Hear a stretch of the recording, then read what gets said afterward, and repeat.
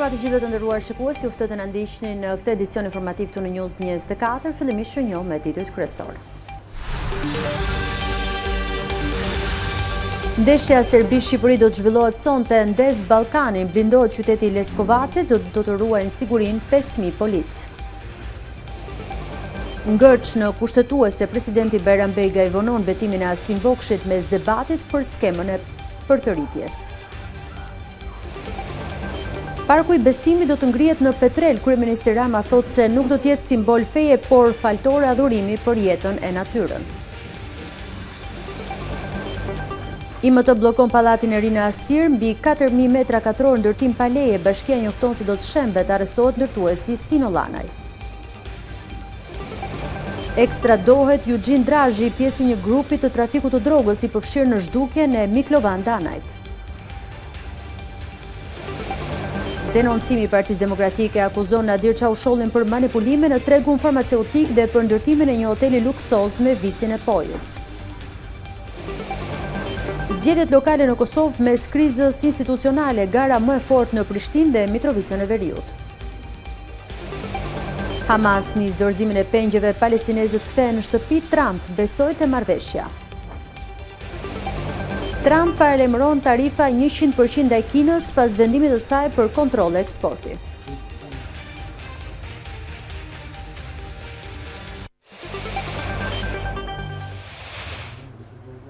Njëmi tani më gjërësisht. Në Leskovac, sot në mbrëmje, Shqipëria luan sfidën më të rëndësishme të dekadës së fundit ndaj Serbisë, kërkohet me çdo kusht një rezultat pozitiv për të qëndruar në lojë në kualifikueset e botërorit. Kuqezind nuk zbresin me stofin e një ekipi favorit, por nuk është në kushte perfekte as Serbia. Serbi-Shqipëri nuk është kurrë një sfidë radhës, është një super sfidë që ndes Ballkanin, një derbi zjarr që sot më shumë se kurrë ka një peshë specifike për fatet e grupit K. Në vallë është vendi i dytë. Me 8 pikë në 5 ndeshje, Shqipëria rënditet në vendin e dytë, plus 1 pikë në raport me Serbin, por me një ndeshje më shumë. Për këtë arsye, Silvinho dhe djemtë e tij janë të detyruar të fitojnë, për të qenë zot të fatet të tyre. Në të kundërt, po kaq e rëndësishme është të mos humbasin. Në raport me ndeshjen e fundit, Shqipëria vjen në këtë derbi me 2 fitore dhe 1 barazim, por kuqezinë kanë shfaqur probleme të theksuara në fazën sulmuese. Një detaj për të cilin Silvinho nuk shqetësohet, i bindur se goli do të vijë. Nuk janë në kushte perfekte as serbët, përkundrazi presin Shqipërinë në momentin e tyre më të vështirë në vitet e fundit. Humbja 5-0 ndaj Anglisë ka tronditur në themel të gjithë ambientet rreth ekipit përfaqësues, me trajnerin Stojković që është në ndryshim të fortë, por fati i tij, ashtu si fati i grupit K, pritet të vendosë sot në Leskovac. Silvinho udhtoi në këtë transfer me disa mungesa të rëndësishme në mbrojtje, por shqetësimi i tij i madh mbetet faza sulmuese, aty ku ka dhe dilemat më të mëdha në lidhje me formacionin titullar. Në letër, kjo është një transfer shumë e vështirë për Shqipërinë. Nuk besojnë shumë kompanitë e basteve. Pasi një sukses i mundshëm i kuqezinëve vlerësohet me koeficientin 5.50, ndërsa një sukses i Serbisë vlerësohet me 1.73.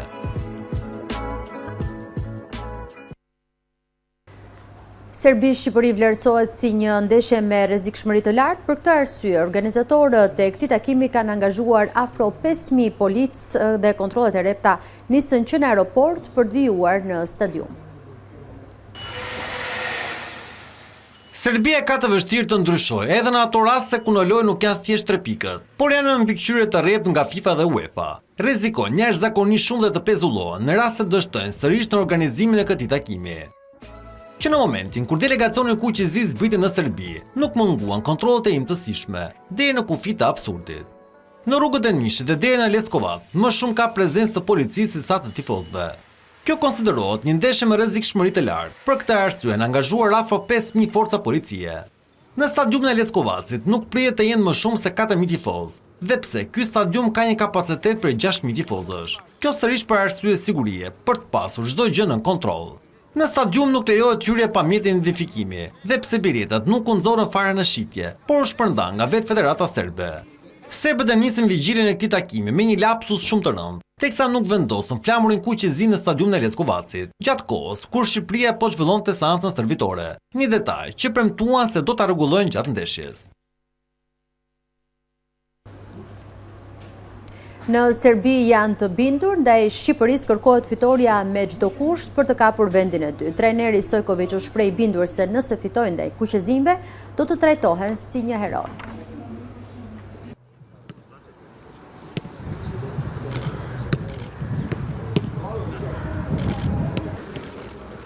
Dragan Stojković, trajneri i Serbisë, është i vetëdijshëm për rëndësinë etike të këtij takimi. Për këtë arsye, ndaj Shqipërisë kërkon 3 pikët.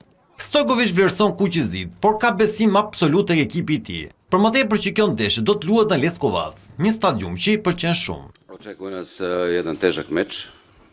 Është një ndeshje e vështirë. Shqipëria është një ekip i mirë, por ne presim fitoren. Kjo është një ndeshje shumë e rëndësishme për fatet e grupit tonë. E rëndësishme është që lojtarët të jenë të qetë dhe të përqendruar. Jemi të lumtur që jemi përsëri në Leskovac. Mendoj se kushtet do të jenë të shkëlqyera. Stojković nuk e shqetëson vëshëllimat. Kjo pas në këndvështrimin e tij, ato nuk janë të drejtuara ndaj ekipit. Në konferencë për shtyp, Stojković u shpreh i bindur se nëse do të fitojë kundër Shqipërisë, atëherë do trajtohet si hero. Nuk më shqetësojnë vëshëllimat, përkundrazi mendoj se do të na ndihmojnë. E rëndësishme është të fitojmë ndeshjen, atëherë ndoshta do të jem hero i kombit. Ato vëshëllima nuk janë për sport, kanë konotacion politik, ndaj nuk më interesojnë. Unë mendoj vetëm për të fituar ndeshjen. Gjatë konferencës për shtyp, Stojković zbuloi se Aleksandar Mitrović do të zbresë në fushë nga minuta e parë. Sulmuesi theksoi se ndihet i mirë, në formë dhe shpreson që të shënojë ndaj Shqipërisë.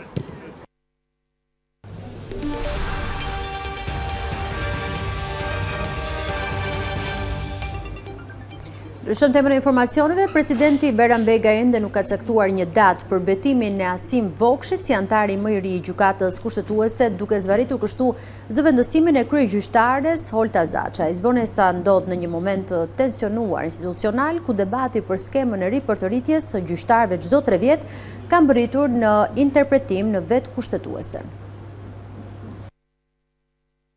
Presidenti i Republikës Bayram Begaj ende nuk ka caktuar një datë për betimin e antarit më të ri të gjykatës kushtetuese Asim Vokshi, duke sjellë përpasojë zvarritje në procesin e zëvendësimit të kryegjyqtares kushtetuese Holta Zaçaj. Arsyet se pse kjo datë nuk është caktuar mbeten ende të paqarta. Gjykata e lartë si organ e martesës zgjodhi Asim Vokshin si antar të gjykatës kushtetuese edhe pse ai mori më pak vota se rivalja e tij në garë Naureda Llagami, për shkak se ishte renditur i pari në pikëzimin e bërë nga Këshilli i Emërimeve në Drejtësi. Llagami, e cila mori 8 vota në një kohë që për të emëruar i duheshin 9 të tilla, ka vënë në lëvizje gjykatën administrative dhe synon vendin në kushtetuese, pasi pretendon se një votë u shpall qëllimisht e pavlefshme për të ndryshuar rezultatin. Ish kryetaria e Këshillit të Lartë Gjyqësor kërkon nga gjykata administrative pezullimin e procesit, derisa të shqyrtohet themeli i padisë së saj. Nga ana tjetër, gjykata e lartë si organ e martese e kundërshton këtë proces, duke theksuar në parashtresën e saj se administrativja duhet të deklarojë mungesën e jurisdiksionit për shqyrtimin e kësaj çështje. Për gjykatën e lartë, shqyrtimi i padisë së Llagamit nga gjykata administrative do të ishte një tentativë për ndërhyrje jurisdiksionale të pashembull dhe potencialisht të rrezikshme për endin kushtetues. Ndërhyrja e jurisdiksionit të zakonshëm në vendimet e gjykatës së lartë, thuhet në dokument, do të cënonte nga njëra anë parimin e ndarjes së pushteteve dhe nga ana tjetër integritetin institucional të gjykatës së lartë si organ kushtetues. Debati mes palëve për këtë çështje do zhvillohet në seancën e së hënës më datë 13 tetor, ndërsa paralelisht një tjetër zhvillim i rëndësishëm pritet të jetë edhe ai në gjykatën kushtetuese më 16 tetor. Në këtë datë, kushtetuesja do të jap mendim lidhur me kërkesën e bërë nga presidenti Begaj për sqarimin e situatës se si do të bëhet skema e ripërtëritjes së gjyqtarëve çdo 3 vjet. Presidenca është organ e martese për 3 antarë, në rastin konkret duhet të kishte hapur thirrjen për zgjedhjen e pasuesit të antares Sonila Betja. Presidenti i Republikës shpreson se gjykata kushtetuese do të mund të sqarojë në mënyrë të plotë dhe përfundimtare se si duhet të jetë përtërritja e pjesëshme e gjykatës, që ajo të konsiderohet në përputhje me kushtetutën, thuhet në kërkesën e Begajt. Vonesa për caktimin e datës për betimin e Asim Vokshit si antari miri i kushtetueses, edhe pse nuk pranohet zyrtarisht, duke se ka lidhje pikërisht me këtë çështje që do të zhvillohet në kushtetuese, pasi marrja e detyrës nga ana e tij me gjas përmbys forcat në kushtetuese, jo në favor të atyre që duan të cënojnë skemën e përtërritjes së gjyqtarëve çdo 3 vjet sikurse e parashikon kushtetuta. Në Petrel do të ndërtohet Parku i Besimit, një hapësirë dedikuar e bashkëjetesës ndërfetare dhe reflektimit shpirtëror. Kryeministri Edi Rama e cilësoi projektin si një faltore për jetën e natyrën, jo për fen. Në Petrel do të ndërtohet Parku i Besimit, një hapësirë e re ku do të bashkëjetojnë të gjitha besimet fetare. Për realizimin e projektit janë angazhuar 12 studio ndërkombëtare që synojnë të kthejnë një zonë të dikushme ushtarake në një vend reflektimi, frymëzimi dhe bashkimi shpirtëror. Ky është shumë më tepër se ndryshimi një hapësire, është një transformim kuptim plot dhe s'ka të bëjë me fshirjen e së shkuarës, por duam të mbjellim pemë, shpresë e vazhdimsi. Parku i Besimit nuk është simbol i fesë, është një faltore adhurimi që nuk bën pyetje se në çfarë besoni. Ju fton të vini të mrekulloheni tek qendresa e heshtur e pemëve të fikut, të vini re formën e pemëve të ullirit, dhe të kuptoni atë çfarë kuptuan paraardhësit tanë, që zhvillimi nuk ishte thjesht një sfond, ishte në fakt shkrimi i shenjtë. Parku do të shtrihet në 210.000 metra katror buz luginës së Erzenit dhe pritet të presë rreth 30.000 vizitorë në vit. Brenda tij do të ndërtohen streha mikpritëse, hapësira për evente kulturore dhe një muze kujtese, kushtuar atyre që u persekutuan për besimin e tyre. Ne shqiptarët nuk kemi nevojë të shpikim tolerancën, komunitetet tona janë rritur në xhami, kisha. Trashëgimia jonë nuk ka qenë për herë lehtë, por ka qenë e urtë, me urtit deri në pikën ku me të drejtë Papa Francesku e pagzoi si vëllazëri fetare. Urtia e të jetuarit së bashku. Ky park e nderon edhe këtë trashëgimi, por na bën thirrje të gjithëve të ecim para. A mundemi ende ta nderojmë këtë trashëgimi? A mund ta njohim të shenjtën edhe në lutje? Sipas kryeministrit, Parku i Besimit synon të kthehet në një skriptur të gjallë, ku rrënjët, pemët dhe toka do të flasin për harmoninë që ka bashkuar shqiptarët ndër shekuj, një vend për t'u ndalur, për të reflektuar dhe për t'u mrekulluar nga jeta.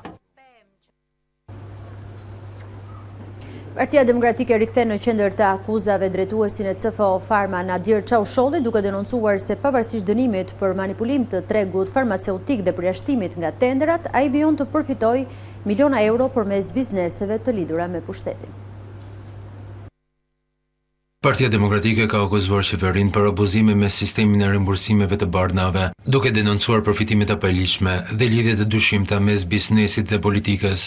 Zëdhënësi antikorrupsionit në Partinë Demokratike Kent Evangeli deklaroi se Prokuroria e Tiranës ka ushtruar kontroll në ambientet e kompanisë CFO Pharma dhe ka sekuestruar inventar dhe dokumentacion të rimbursimeve. Sipas Vangelit, për Nadir Çaushollin, drejtuesin e kompanisë, ka një vendim gjykate të formës së prerë për manipulim tregu datë 29 prill 2025. Ajo kujtoi se në vitin 2016, prokuroria kishte konstatuar një dëm ekonomik prej 2.2 milionë eurosh përmes recetave false dhe abuzimeve me barna të rimbursueshme, çka solli edhe arrestimin e Çaushollit. Megjithatë, sipas Partisë Demokratike, aktiviteti i tij nuk është ndalur, madje bizneset e tij të lidhura me krimin vazhdojnë të lulëzojnë. Pas vitit 2017, bizneset e Çaushollit vijuan të lulëzojnë. Përveç linjës autobusëve të Unazës në Tiranë, ai hapi edhe 5 biznese të tjera, në disa prej cilave rezulton bashkëpronar me persona publik. Pasi përfitoi miliona euro nga tenderat publik dhe ndonë se Agjencia e Prokurimit Publik e përjashtoi kompaninë CFO Pharma nga pjesëmarrja në procedurat e prokurimit për 6 muaj, Çausholli vendosi ta festoi këtë mas duke hapur një biznes të ri në fushën e turizmit dhe nuk i doli keq. Vangjeli tha se në korrik të 2024-s u regjistrua kompania Rokov Kavaja SHPK, që vetëm 2 muaj më vonë mori leje nga vetë kryeministri për ndërtimin e një hoteli shumëkatësh në shkëmbin e Kavajës. Kompania ka kapital të deklaruar 2.2 milion euro dhe aksionet ndahen mes Çaushollit 60% dhe Elvis Doçit, i njohur si Visi Pojës. Për Partinë Demokratike, kjo situatë është treguesi i qartë i lidhjeve mes biznesit dhe qeverisë. Paraqkohës se Edi Rama vijon të jetë në krye të qeverisë, duket se për njerëzit e lidhur me pushtetin, shfaqja do të vazhdojë, pavarësisht skandaleve, dënimeve apo abuzimeve me paratë e qytetarëve, përfundoi Vangjeli. Kandidatja e Partisë Socialiste për Bashkinë e Tiranës, Ogerta Manastirliu, ka vijuar turin e takimeve me komunitetet e kryeqytetit, duke u ndalur këtë herë në Selit dhe Fark për të dëgjuar nga afër shqetësimet dhe nevojat e banorëve të zonës. Manastirliu theksoi se investimet në infrastrukturën e këtyre dy zonave do të sillte zhvillimin e agroturizmit. Në takimet që kandidatja e Partisë Socialiste për Bashkinë Tiranë, Ogerta Manastirliu pati me banorët e Selitës dhe Farkës, vuri në pa potencialin e madh që këto zona kanë për zhvillimin e agroturizmit dhe të një modeli të ri të bashkëjetesës pranë natyrës. Plani ynë për zhvillimin e zonave rurale është një plan i cili është konkret, i cili nis me zhvillimin e infrastrukturës dhe vijon me gjithë aspektet që lidhen me përmirësimin e jetesës në këto zona, vijon me mbështetjen për të patur një rrjet të agroturizmit, i cili do të mbështetet nga bashkia përmes edhe mbështetjes qeverisë shqiptare. Takimet me banorët e Selitës dhe Farkës janë pjesë një kalendari më të gjerë dëgjimi, ku Manastirliu synon të përfshijë çdo komunitet në vizionin e saj për një Tiranë më të afërt, më funksionale dhe më sociale. Tirana është një skuadër e madhe që punon çdo ditë për zhvillimin e saj me njerëzit e saj. Dhe qytetarët e Tiranës janë skuadra më e fortë. Në Selit, Manastirliu ndal edhe te familja e Pinarëve, një familje e vjetër tiranse ku diskutojnë mbi çështje që prekin përditshmërinë e komunitetit.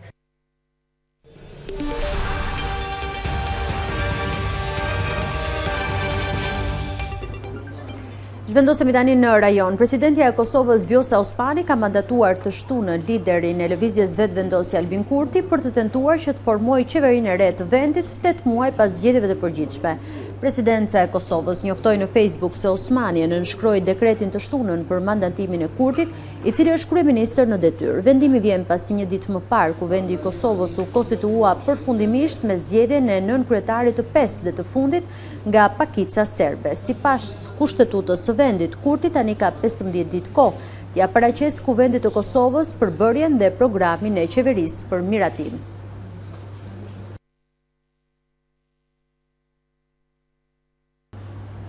Këtë të diel në Kosovë mbahen zgjedhjet për pushtetin lokal në mesin e një krize institucionale. Ndërsa sot është heshtje zgjedhore në të gjithë vendin, Komisioni Qendror i Zgjedhjeve ka bërë të ditur se ka përfunduar shpërndarjen e materialit zgjedhor. Në garë për nivelin lokal janë 93 subjekte politike. Gara më e fortë është për Prishtinën, ku kreu aktual Përparim Rama nga LDK kërkon një mandat të dytë. Zgjedhjet lokale këtë vit mbahen edhe në Mitrovicën e Veriut me shumicë serbe. Zgjedhjet lokale të 12 tetorit në 38 komuna të Kosovës pritet të zhvillohen në një klim të tensionuar politike, me kuvendin e konstituar vetëm pas disa muajsh përpjekje dhe me qeverinë që ende nuk është votuar në parlament. Ndërsa sot është heshtje zgjedhore në të gjithë vendin, Komisioni Qendror i Zgjedhjeve ka bërë të ditur se ka përfunduar shpërndarjen e materialit zgjedhor, përfshirë edhe fletvotimet që do përdoren në këtë proces. Nga ora 7 e mëngjesit, qytetarët të dielën do të kenë mundësinë të votojnë për kryetar komunash dhe për përfaqësuesit e tyre në kuvendet komunale. Me përfundimin e procesit të votimit nga ora 19 fillojnë përgatitjet për numërimin e votave. Në garë për pushtetin lokal janë 93 subjekte politike, 32 parti, 2 koalicione, 32 iniciativa qytetare dhe 27 kandidat të pavarur, të gjitha të certifikuara nga Komisioni Qendror i Zgjedhjeve. Numri përgjithshëm i kandidatëve që përfaqësojnë këto subjekte politike është 5626, prej të cilëve 206 kandidat për kryetar të komunave dhe 5420 për antar të kuvendeve komunale. Prishtina ka 10 kandidat për kryetar të komunës. Kryetari aktual i Prishtinës, Përparim Rama nga radhët e LDK-s, po kërkon një mandat të dytë, ndërsa përballet me kandidatin e vetëvendosjes Hajrullah Çekun, kandidatin e PDK-s Uran Ismaili apo kandidaten e PSD-s Besa Shahini. Lista e votuesve për zgjedhjet lokale 2025 përmban gjithsej 2.069.098 votues, prej tyre 43.993 votojnë nga jashtë Kosovës. Në pjesën veriore të Kosovës të banuar me shumicë serbe, zgjedhjet do të zhvillohen në një realitet tjetër politik. Në më shumë se 2 vjetët e fundit, 4 komunat në atë zonë u udhëhoqën nga kryetar shqiptar, pasi përfaqësuesit e listës serbe në nëntor të vitit 2022 dha ndërheqjen nga institucionet e Kosovës si reagim ndaj vendimit të autoriteteve kosovare për të hequr targat serbe të automjeteve.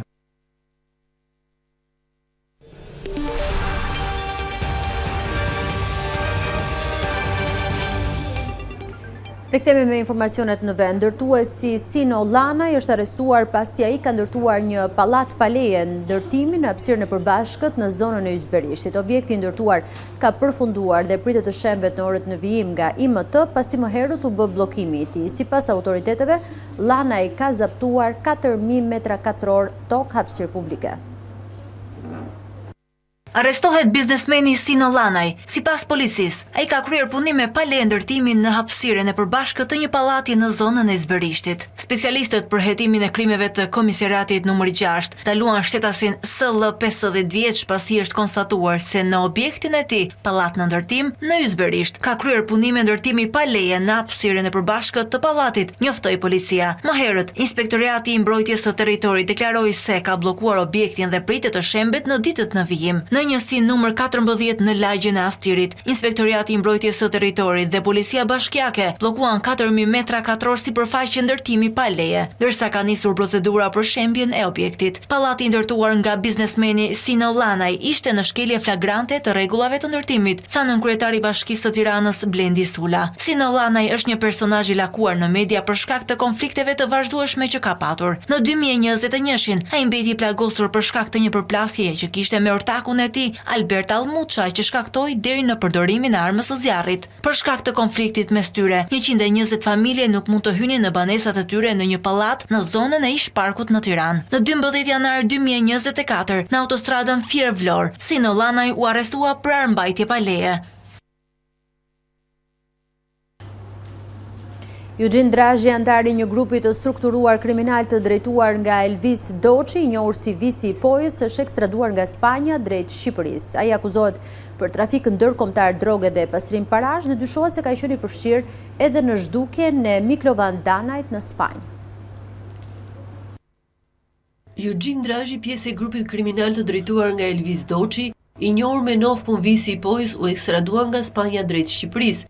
34 vjeçari u arrestuan në shtetin spanjoll në kuadër të operacionit Wanted, ndërsa fshihej në një vilë luksoze në Almoncler, në Granada, në të cilën policia konstatoi se po merreshin masa të shumta sigurie. Sipas mediave spanjolle, shtëpia ishte në një terren të lartë, që i lejonte të monitoronte mjedisin përreth dhe ndërhyrjet e policisë. Drazhi ishte shpallur në kërkim ndërkombëtar pasi gjykata e posaçme kishte caktuar ndaj tij masën e sigurisë arrest në burg, pasi dyshohet për veprat penale trafikimi narkotikëve, kryer në formën e grupit të strukturuar kriminal, grupi strukturuar kriminal dhe kryerja e veprave penale nga organizata kriminale ose grupi strukturuar kriminal. Nga hetimet e SPAK rezulton se Drazhi është pjesë e një organizate kriminale që trafikonte lëndë narkotike në Norvegji dhe Belgjik. Grupi kriminal i drejtuar nga Elvis Doçi dyshohet se kishte trafikuar sasi të mëdha kokaine në vende të ndryshme të Europës. Në kuadër të këtij hetimi, SPAK i sekuestroi Drazhit 10 pasuri, mes të cilave edhe kompaninë Majestic Construction. Shtyeblerjet e shpeshta të kësaj kompanie pa u përpiluar kontratat para një noteri publik ngrejnë dyshime se janë kryer me qëllim fshehjen e origjinës së vërtetë të parave, që dyshohet se vijnë nga aktiviteti kriminal i trafikut të kokainës. Eugene Drazhi është ndërkohë ndër personat e fundit që ka patur kontakte me Miklovan Danaj në Spanjë, përpara se ky i fundit të zhdukej dhe dyshohet të jetë vrarë. Një 56 vjeçar me kërkim ndërkombëtar u arrestua nga policia kufitare në Moriqan. 56 vjeçari Spartak Jonau ishte shpallur në kërkim ndërkombëtar pasi gjykata e apelit në Ancona të Italisë e kishte dënuar me 16 vjet e 4 muaj burgim për veprat penale pjesëmarrje në grup kriminal në trafikimin e lëndëve narkotike dhe grup kriminal me qëllim shfrytëzimin e prostitucionit. Interpol Tirana në bashkëpunim me Interpol Romën do të kryer procedurat për ekstradimin e 56 vjeçarit Spartak Jonau në Itali.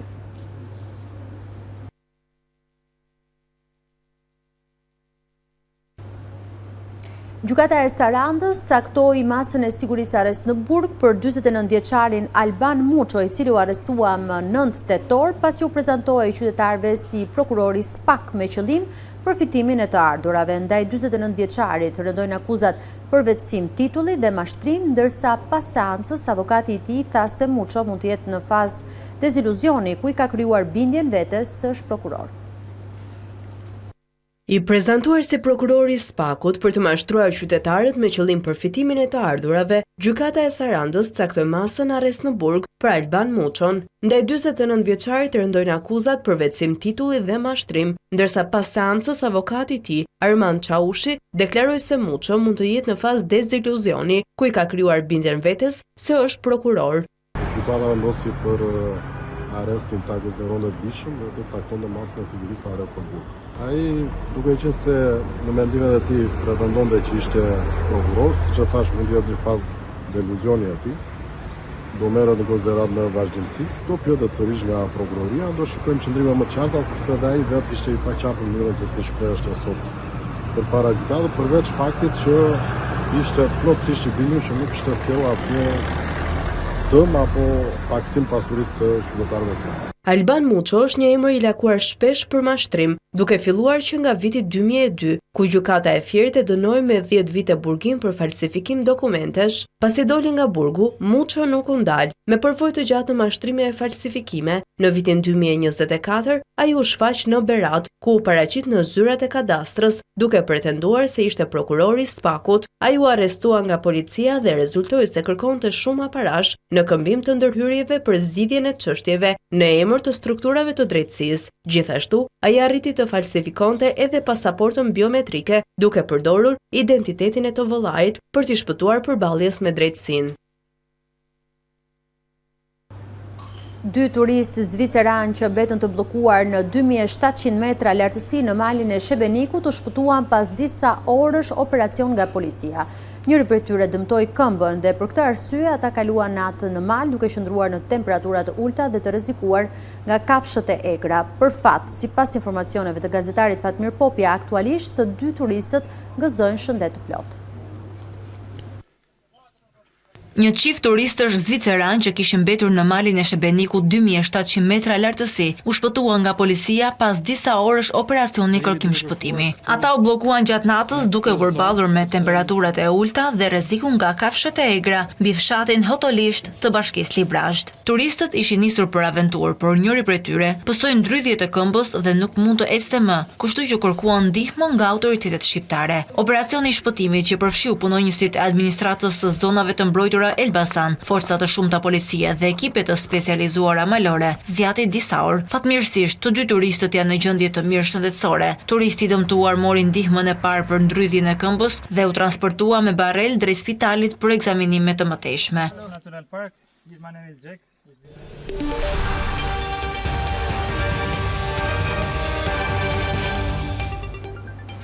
Fshati Burim në Maqellar është braktisur tërësisht nga të rinj. Në këtë fshat, që dikur numëroheshin rreth 300 familje, sot gjejmë vetëm të moshuar, të cilët thonë se shkak për braktisjen e vendit nga fëmijët e tyre është bërë mungesa investimeve dhe papunësia.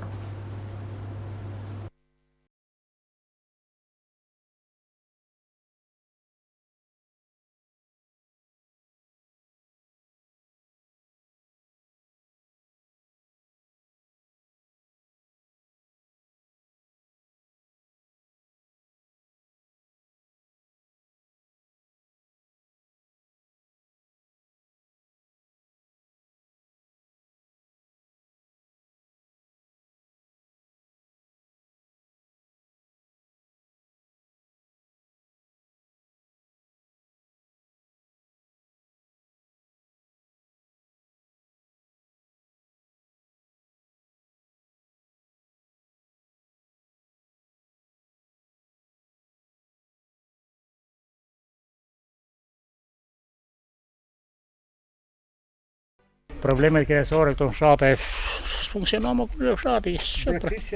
Braktisja, kryesore e braktisja. Asnjë tri nuk e shef që kërgun, shef e vetë. Nuk shef asnjë tri në fshat, u braktis fshati. Dhe me thonë, krejt e kanë shef fshatin, krejt e kanë shef, por kur nuk ka mundësi me punu e me jetu, a i hiken e vetë. Nuk besit kthehe, se e di që puna jetë, si jetë është në njeri ka te ku fillo punën, me qatë punë si mësot që atë dhe ingranohet. Ato nuk u bëhë, se nuk ka një perspektivë. Su një rujnë sullë, su një përballin sullë, su një përballin ekonominë. Si e bëka shpajnë, si martohë shka, si e ndërto ka jetën. Sa jetë është e shtajtë, e detyrohen hiki. Kemi bë shpijat, fëmijët punat 20 kusur vjetë rrugave në prapë, shumë vinë se këtu s'ka punë. Na proshin ata ka lejmë, se unë së një marë, 7.000 lek me pension, 7.000 lek me hapa, si dhe përballon. Të moshuarit thonë,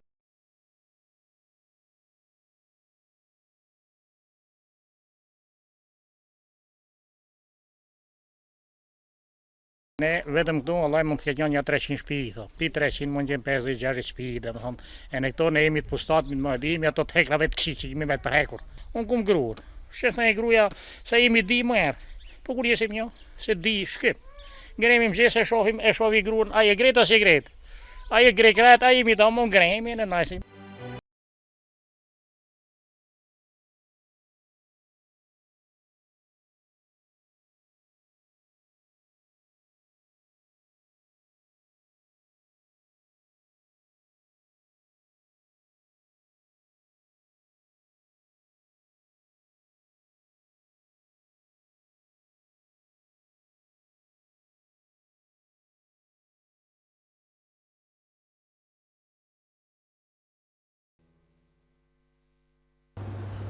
Me synim promovimin e prodhimit vendas në fshati Bilq të Beratit u bajt për të 4 vit festa e ullirit. Rendimenti i prodhimit këtë vit ka pësuar rënje për shkak të luhatjeve të shpeshta të temperaturave, ndaj fermerët thonë se konsumatorët do të përballen me rritjen e çmimit të ullimeve dhe vajit të ullirit.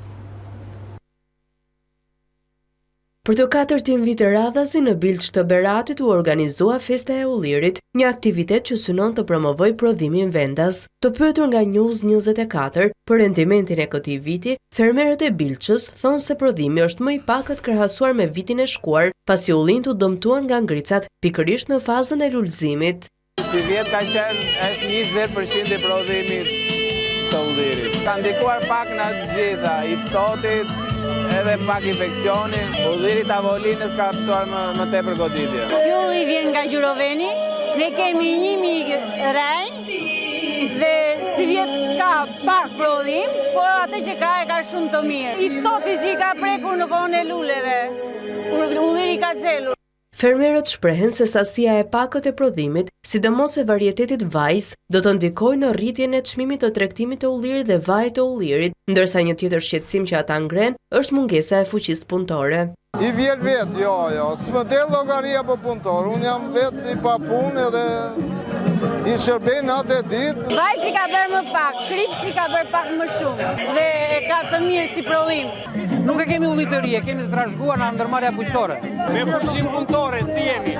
Po kemi mungesa. Po vjelin vetë, ne moshatar kemi ngelu tani, të rinë tani. Në fshatin Bilq numërohen rreth 270.000 rrënj ullinj, nga shitja dhe përpunimi i së cilave banorët sigurojnë të ardhurat për mbarvajtjen e familjes së tyre.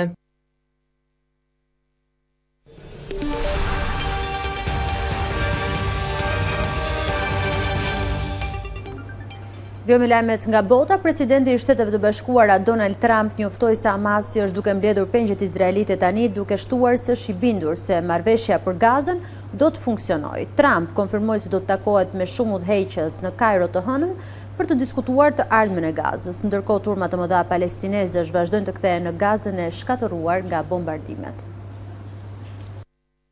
Presidenti i Shteteve të Bashkuara Donald Trump njoftoi se Hamasi është duke mbledhur pengjet izraelite tani, duke shtuar se është i bindur se marrëveshja për Gazën të cilën ai ndihmoi të ndërmjetësonte do të jetë e qëndrueshme. Trump tha se për pjesën më të madhe ekziston konsensus se si do të funksionojnë fazat e ardhshme të planit të tij, por ai pranoi se disa nga detajet do të përpunohen. Pikat kryesore të mosmarrëveshjes përfshin pasigurinë mbi çarmatimin e Hamasit dhe qeverisjen e ardhshme të Gazës. Trump konfirmoi se do të takohet me shumë udhëheqës në Kairo të hënën për të diskutuar të ardhmen e Gazës, megjithse lista e pjesëmarrësve nuk është ende e qartë. Para kësaj, Trump pritet të udhëtojë në Izrael dhe t'i drejtohet parlamentit të vendit Knesset. Hamasi ka kohë deri në orën 12 të së hënës për të liruar pengjet, ndërsa Izraeli është gati të lirojë rreth 250 të burgosur palestinez dhe 1700 të ndaluar nga Gaza. Ndërkohë mira palestinez kanë filluar të kthehen në veri të Gazës pasi kaluan natën e tyre të parë atje, që kur marrëveshja e armëpushimit hyri në fuqi të premten. Sipërfaqe të mëdha të veriut të territorit janë shkatërruar nga 2 vjet luftë, me gati 3/4 të ndërtesave të qytetit të Gazës të dëmtuara. Njerëzit mbanin sendet personale dhe shtynin karrocat me kuaj, ndërsa drejtoheshin drejt qytetit të Gazës, zona më e madhe urbane e enklavës, e cila ishte sulmuar vetëm disa ditë më parë në një nga ofensivat më të mëdha të Izraelit gjatë luftës. Lavdi Zotit është një ndjenjë e papërshkrueshme. Me vullnetin e Zotit do të jem në gjendje ta trajtoj djalin tim dhe kjo do të jetë vuajtja jonë e fundit.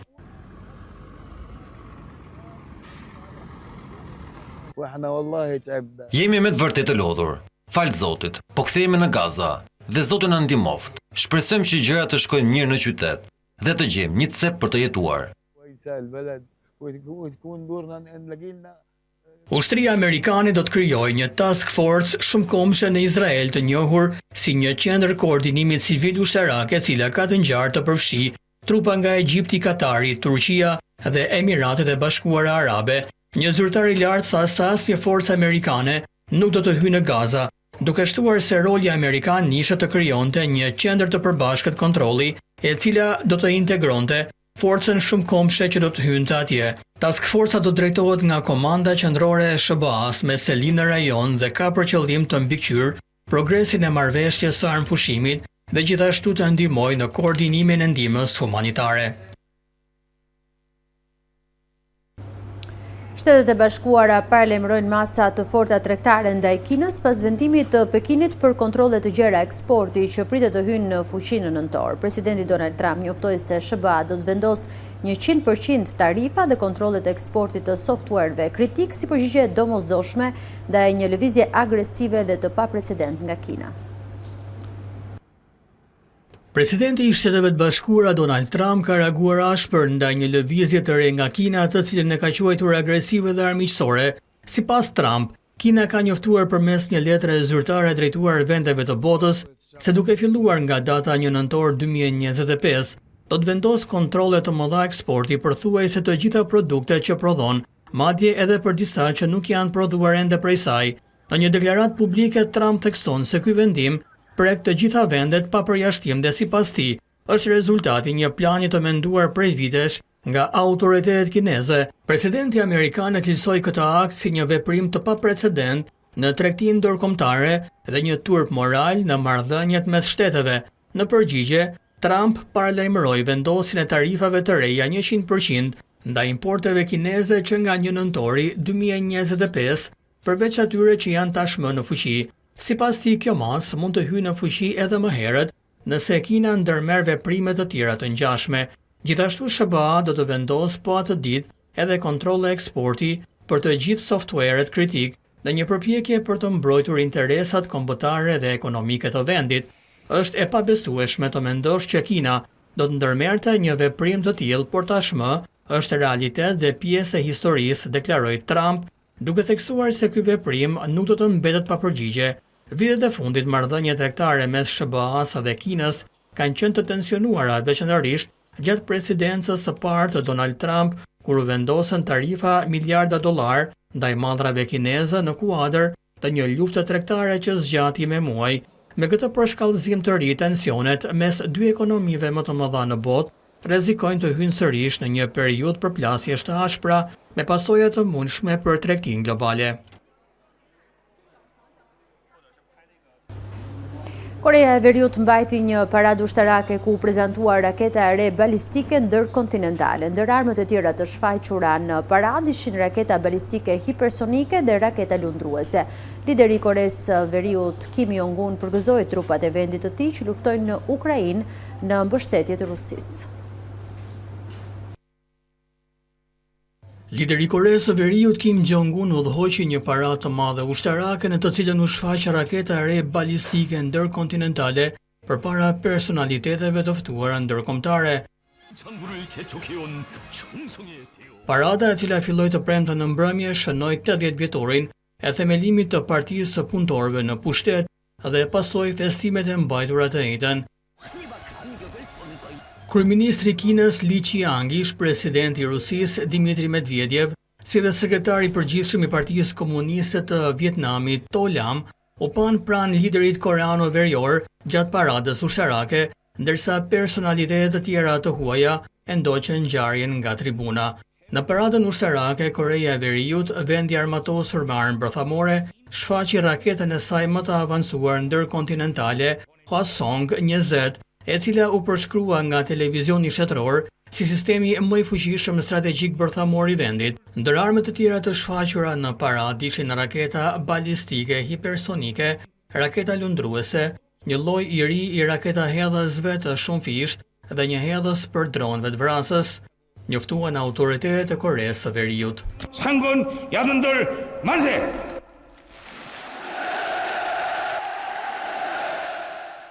Gjatë paradës ushtarake, Kim Jong-un mbajti një fjalim ku shprehu inkurajim të ngrohtë për trupat koreano-veriore që operojnë jashtë vendit, duke shtuar se heroizmi i ushtrisë së tij do të shihet jo vetëm në mbrojtjen e Koreas së Veriut, por edhe në postobllogjet e ndërtimit socialist. Ushtria jon duhet të vazhdojë të rritet në një forcë të pathyeshme që shkatërron çdo kërcënim, tha Kim Jong-un. Lideri koreano-verior zhvilloi bisedime më herët të premten me Medvedev, i cili tha se sakrifica e ushtarëve koreano-verior që luftojnë për Rusin në fushatën e saj ushtarake në Ukrainë e dëshmon besimin në marrëdhëniet mes dy vendeve.